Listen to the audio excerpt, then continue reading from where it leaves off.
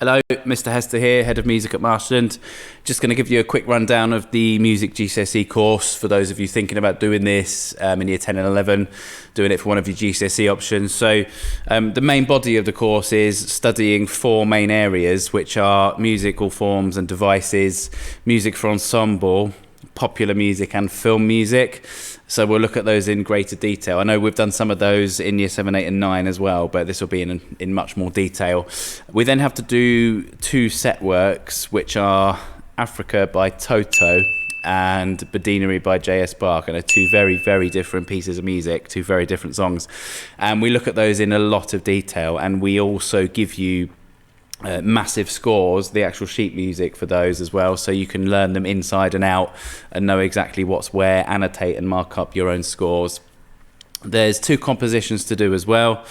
So one of them is a free composition, so you can make whatever type of music you want to. And there's also one that's issued by the exam board. You have to respond to an assignment brief from them. That could be anything from compose the opening music of a Western film or compose the music for a dance fashion show type thing. They could literally set you anything, okay? But it will be based on one of the areas of study. So it will be something to do with one of those four areas at the top there, okay? There are also two performances students must do, one as a solo and one as an ensemble with other students in the class or other people in the school. These must total 4 to 6 minutes in duration for both of those. One of the performances must be linked to an area of study as well, listed at the top of the slide there.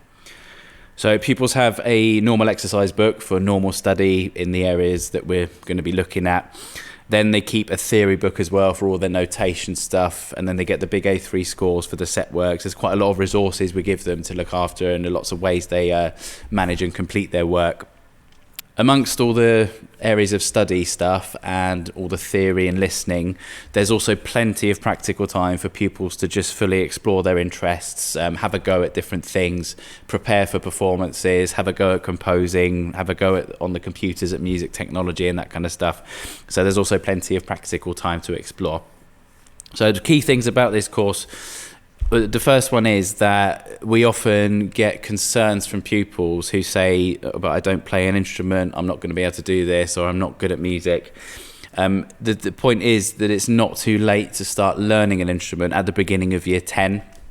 That's plenty of time to learn your instrument for the duration of year 10 and be good enough to pass a decent performance on it in year 11. Okay, so it's never too late to start learning something.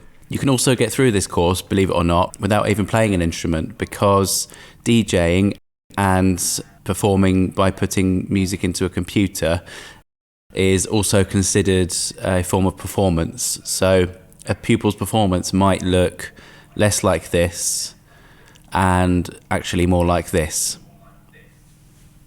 With each performance that pupils choose to prepare, we do expect that they showcase this at our termly concerts. We have a concert every Christmas, Easter and summer, so students will be expected to perform those to an audience.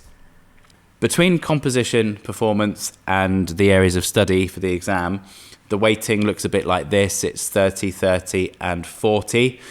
As with most courses, the written exam takes up the largest chunk of the qualification. All right, that's it from me. So if you have any other questions, come and find me in school, obviously, or get your parents to drop me an email as well. That's absolutely fine too. Just remember, if you're unsure, you don't have to play an instrument to be able to pass the course, and you can perform using DJing, and you can also perform using the computers, okay? So hope to see you next year. See you around.